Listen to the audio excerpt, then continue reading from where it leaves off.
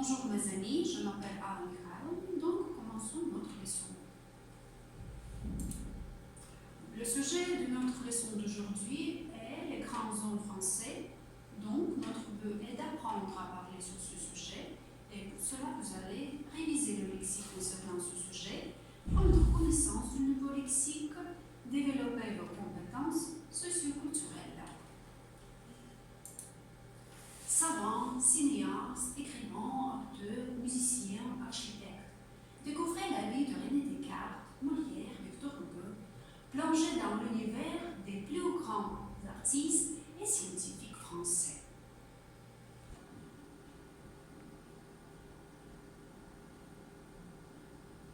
René Descartes, philosophe, mathématicien et physicien français.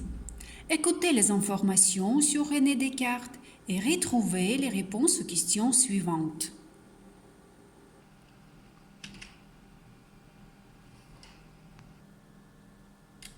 René Descartes est un mathématicien, physicien et philosophe français. Né le 31 mars 1596 à La Haye en Touraine, dans un petit village d'Indre-et-Loire, son père, conseiller au Parlement de Rennes, René Descartes, est donc issu d'une famille de la bourgeoisie aisée. Déjà petit, il se fait remarquer par ses dons intellectuels et précoces. Il poursuit ses études aux côtés des jésuites au Collège royal Henri-le-Grand jusqu'à ses 18 ans et prêtait déjà une attention particulière aux mathématiques pour la certitude de leur raison. Il obtient, en 1616, son baccalauréat et sa licence de droit à l'université de Poitiers. De par la suite, ayant des fonds économiques assez importants, il n'entreprit pas d'entamer une grande carrière et se mit à parcourir les pays d'Europe. La Hollande, le Danemark, l'Allemagne, la Suisse, puis l'Italie, pour enfin revenir à Paris. C'est Descartes qui, au cours de sa vie, se pencha sur l'idée du mouvement des planètes et qui exclut une action à distance du Soleil et s'oppose à l'existence du vide.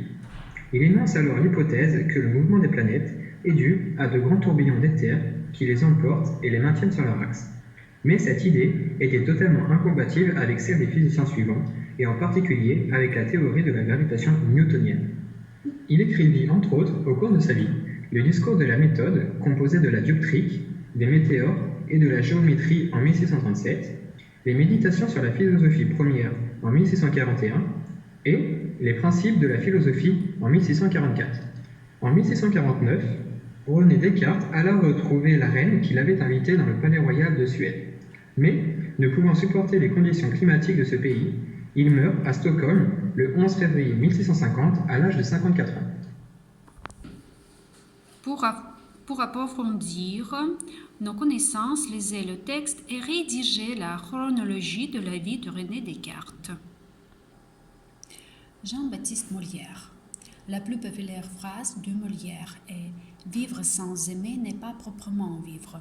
Vivre sans aimer, c'est ne pas vraiment vivre. » Jean-Baptiste Poquelin Molière est né à Paris le 15 janvier 1622.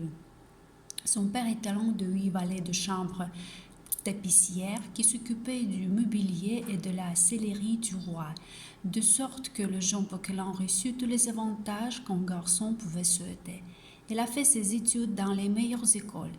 Il a eu accès à la cour du roi. Mais même enfant, Molière trouvait infiniment plus agréable de se moquer de l'aristocratie que de s'y associer. Quand il était jeune, il a appris qu'il pouvait faire beaucoup de bruit en imitant le prêtre de sa mère. Sa mère, une femme profondément religieuse, aurait pu briser le genre satiriste de ses habitudes si elle n'était pas décédée avant l'âge de 12 ans. Les premières pièces de Molière à être présentées au Petit Bourbon étaient les précieuses ridicules ou les prétentieuses dames qui faisaient la satire de Madame de Rambouillet, membre de la cour du roi, qui s'était érigée en juge suprême du goût et de la culture à Paris. La pièce a connu un tel succès que Molière a doublé le prix d'entrée et a été invité à donner une représentation spéciale pour le roi. Le roi était ravi et récompensait le dramaturge avec un grand don d'argent, mais Molière s'était fait de puissants ennemis de certains des disciples du roi. Madame de Rambouillet et sa coterie ont réussi à suspendre les représentations de la pièce pendant 14 jours et dans le but de chasser Molière de la ville, ont finalement réussi à fermer complètement le Petit Bourbon. Mais le roi a immédiatement accordé à Molière l'utilisation du théâtre du Palais Royal, où il continuerait à se produire pour le reste de sa vie. Au cours des 13 années suivantes, Molière travaille avec fébrilité pour faire de sa compagnie la troupe dramatique la plus respectée de Paris. Il a dirigé ses propres pièces et a souvent joué le rôle principal lui-même.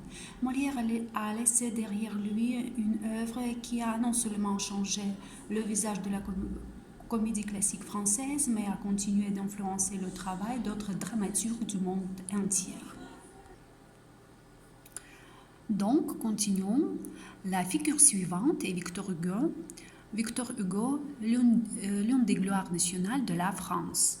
Maintenant, écoutez l'interview avec Victor Hugo et prenez connaissance de sa biographie.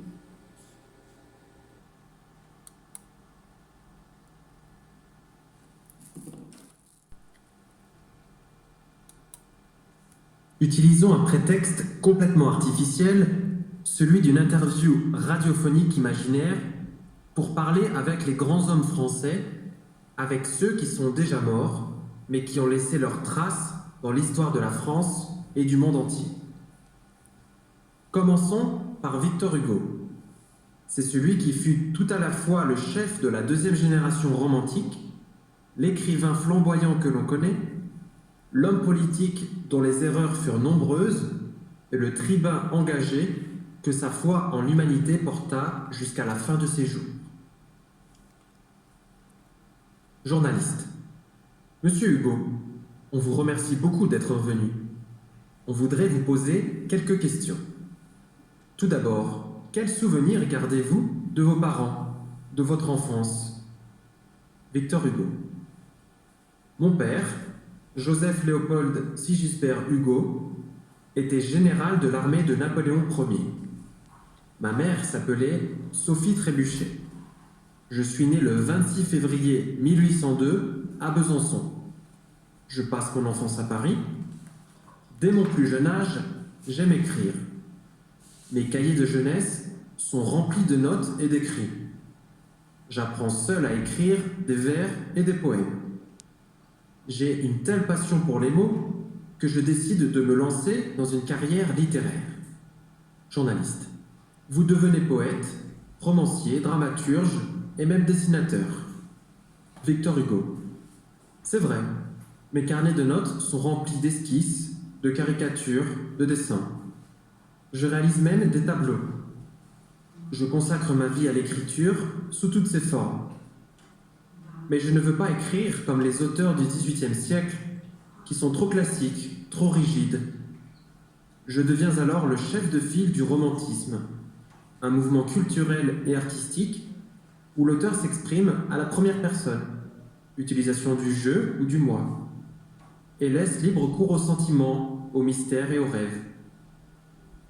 Journaliste. Qu'est-ce qui vous attire dans les mots? Victor Hugo. Les mots ont un vrai pouvoir.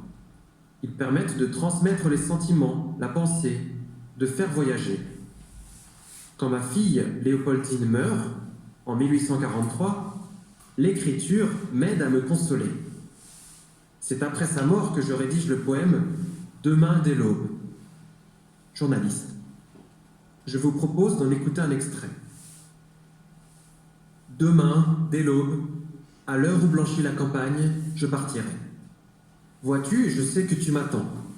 J'irai par la forêt, j'irai par la montagne. Je ne puis demeurer loin de toi plus longtemps. Je marcherai les yeux fixés sur mes pensées, sans rien voir au dehors, sans entendre aucun bruit, seul inconnu, le dos courbé, les mains croisées, triste, et le jour pour moi sera comme la nuit. Je ne regarderai ni l'or du soir qui tombe, ni les voiles au loin descendant vers Harfleur, et quand j'arriverai, je mettrai sur ta tombe un bouquet de houx verts et de bruyères en fleurs. Journaliste. Vous écrivez également plusieurs romans, dont les plus célèbres sont Notre-Dame de Paris et Les Misérables. Victor Hugo. C'est ce que j'ai fait. Je ne vous l'ai pas encore avoué, mais j'ai une autre passion, la politique. Tout au long de ma vie, je me bats pour la liberté et contre toute forme de censure. Je lutte aussi pour abolir la peine de mort, pratique que je considère inhumaine. Mon roman, Le dernier jour d'un condamné, est ma tribune pour défendre ces idées. Je m'engage aussi en faveur d'un enseignement pour tous et contre la misère. Je pense sincèrement que l'éducation et la connaissance permettront aux gens de sortir de la misère. Journaliste. Vos activités sont dignes d'être respectées. On vous en remercie énormément. En résumé, on peut dire que la part du génie français dans le trésor des connaissances humaines est considérable. Dans tous les domaines scientifiques, il y a des expérimentateurs et des inventeurs français qui, à un moment donné de l'histoire, ont fait disparaître des taches blanches de la carte de nos connaissances l'univers. Blaise Pascal, René Descartes, les frères Montgolfier, Antoine Laurent de Lavoisier, Marie Curie. La liste est loin d'être exhaustive. Si vous voulez savoir plus de détails sur ces personnes, connaître d'autres personnages célèbres françaises, consultez le site. Préparez une fiche informative sur eux et présentez-la. Merci pour votre attention. À bientôt. Au revoir.